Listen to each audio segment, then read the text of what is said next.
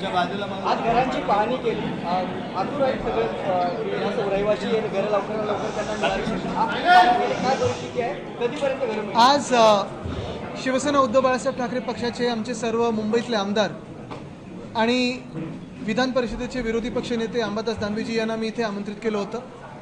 आता isakal.com आहे देशातील नंबर 1 ची मराठी न्यूज वेबसाईट.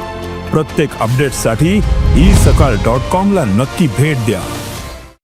BDD चाळ आपण पाहताय पहिला टप्पा हा पूर्ण झालेला आहे. जवळपास 550 परिवारांना घरं ही आता कधीही मिळू शकतात. चावी वाटपाचा सगळ्यांना आता एक त्याची उत्सुकता लागलेली की कधी होणार. आम्ही मागणी करत आहोत सातत्याने की लवकरात लवकर व्हावी, कारण घरं तर पूर्ण झालेली आहेत आणि आमची मनोमन हीच इच्छा आहे, जशी इकडच्या जे रहिवाशी आहेत ज्यांना ही घरं मिळणार आहेत, की गणपती ह्यावेळी ह्या नवीन घरामध्ये साजरा व्हावा ही सगळ्यांची इच्छा आहे. मी पुन्हा एकदा मुख्यमंत्री महोदयांना विनंती करीन की लवकरात लवकर वेळ देऊन चावी वाटपाचा कार्यक्रम घ्यावा, कारण आता कुठचंही कारण बाकी राहिलेलं नाही जेणेकरून हे अडू शकतं. पण आपण एक पाहताय की साधारणपणे वर्षानुवर्ष जे स्वप्न होतं आणि जवळपास 100 वर्षापूर्वीच्या आजूबाजूच्या ज्या BDDच्या चाळी आहेत, मग वरळीतले असतील, आमच्या नामजोशीचे असतील किंवा नायगावातले असतील, ह्याचं काम आम्ही 1 ऑगस्ट 2021 साली सुरू केलं होतं.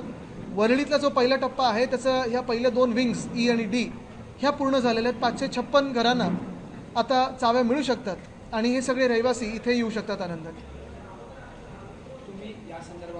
मी ह्याच्यात कुठेही आत्ता कोणाला दोष देणार नाही, इथे कुठेही राजकारण करायचं नाही, कारण इथे आनंदात सगळ्यांचा गृहप्रवेश व्हावा. आणि म्हणून मी पुन्हा एकदा जसं मी सांगितलं की विनंती करतो मुख्यमंत्री महोदयांना की लवकरात लवकर चावी वाटपाचा कार्यक्रम घ्यावा, कारण ही घरं आता तयार आहेत आणि आजूबाजूची घरं देखील आता लवकरच मला वाटतं पुढच्या 2-3 महिन्यात तयार होतील. फेज 3चं काम सुरू झालेलं आहे. आम्ही प्रत्येक महिन्यात येऊन पाहणी करत असतो. साधारणपणे जे काही अडचणी असतील ते दूर करण्याचा प्रयत्न करतो आणि जेवढं काही सहकार्य स्थानिक जनतेकडून होऊ शकतं तेवढं आम्ही करण्याचा प्रयत्न करतो. सर्वसामान्य जनतेला, वरळीतील BDD मध्ये वाढलेल्या जनतेला पाहायला नक्कीच किती महत्वाकांक्षी जे माझ्या आजोबांचं स्वप्न होतं, म्हणजे वंदनीय हिंदू सम्राट बाळासाहेब ठाकरेंचं स्वप्न होतं की मराठी माणसाला मुंबईमध्ये दर्जेदार घरं मिळावीत. आज आपण पाहतोय आजूबाजूला पॉश इमारती होत आहेत. तशीच पॉश इमारत आज म्हाडा आणि टाटासोबत वगैरे हे सगळे जे बाकीचे इथे एजन्सी आहेत त्यांच्यासोबत इथे निर्माण केलेली आहे. आमचं सरकार असताना हे काम सुरू झालं होतं आणि इथे मोठा आपले मराठी बांधव आहेत, तेलुगू बांधव आहेत, ह्या सगळ्यांनाच इथे BDDमध्ये जे वर्षानुवर्ष राहतात, जवळपास 100 वर्षापूर्वीच्या चाळी आहेत, पोलीस कर्मचारी आहेत, त्यांना देखील जे पिढ्यानपिढ्या राहत आहेत त्यांना देखील इथे हक्काची घरं करून दिलीत आपण. मला वाटतं ही खूप मोठं पावलं आहे आणि विकास कसा होऊ शकतो हे आपण दाखवून दिलेलं आहे. जवळपास ह्याच एकट्या वरळीच्या BDDमध्ये 10,000 रहिवाशांना म्हणजे 10,000 परिवारांना घरं मिळणार आहेत. तर विवादित मंत्री जे होते त्याबाबत तक्रार शिवसेनेच्या सर्व नेत्यांनी राज्यपालांकडे गेले. आज अनिल परब साहेब मुख्यमंत्र्यांनाही भेटलेले आहेत, पण अजूनपर्यंत काही कारवाई दिसत नाही. कारण अनिल जे कोकाटे कृषी मंत्री त्यांच्यावर देखील आजपर्यंत काय मला वाटतं एक ह्याच्यात महत्त्वाचं कारण आपण हे बघण्यासारखं आहे की मुख्यमंत्री म्हणून त्यांनी आता युतीतल्या लोकांना जपावं की स्वतःच्या इमेजला जपावं.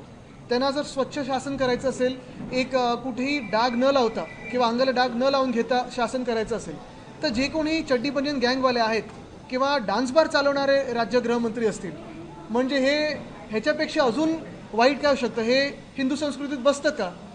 हा विचार करून हे सरकारने पुढची कारवाई करावी. पण संसदेमध्ये जे कृषी मंत्री आहेत एकंदरीत हे सारखे गेट करतात, त्यांचा राजीनामा अद्याप घेतला जात नाही. हेच मी सांगितलं ना, ह्याच्यात युती धर्म आहे का? आणि युती धर्म मग तुमच्या चांगल्या काम करण्याच्या आड येतोय का? हा देखील विचार किंवा चिंतन हे त्यांनी करावं. संसदेमध्ये ऑपरेशन सिंदूरवर चर्चा सुरू आहे. अमित शहांनी दावा केलेला आहे की 3 अतिरेक्यांना आम्ही ठार केले. पण ते बघा, पहिली गोष्ट म्हणजे हे अतिरेकी आले कसे, गेले कुठे, भाजपमध्ये प्रवेश घेतला का? आणि सगळ्यात महत्त्वाची गोष्ट म्हणजे BCCI के पंडित नेहरू चालवतात का? पाकिस्तान बरोबर क्रिकेट खेळणारच आहात ना तुम्ही? ठीक आहे. आता चर्चा आहे की जेव्हा राष्ट्रपती जेव्हा अरे अजून 27 ऑगस्टला आहे गणपती, पण नक्कीच आम्ही जाऊ ना. त्याच्यात लाडक्या बहीण योजनेत 4,800 कोटींचा भ्रष्टाचार झाल्याचा सुप्रिया सुळेंनी आरोप केलेला आहे. आता त्याच्यात काही तर लिंग पण बदललेत, पुरुषांना पण मिळालेत. त्यांनी पण राखी बांधून घेतली होती का? आणि महत्त्वाची गोष्ट म्हणजे 26 लाख लाडक्या बहिणींना अपात्र केलेलं आहे. मग हा घोटाळा नाही आहे का? देश विदेशातील प्रत्येक घडामोडींचे लाईव्ह अपडेट मिळवण्यासाठी आता साम टीव्हीच्या सर्व सोशल मीडिया प्लॅटफॉर्मला लाईक, फॉलो आणि सबस्क्राईब करा. तसंच सर्व नोटिफिकेशनसाठी बेल आयकॉन प्रेस करायला विसरू नका.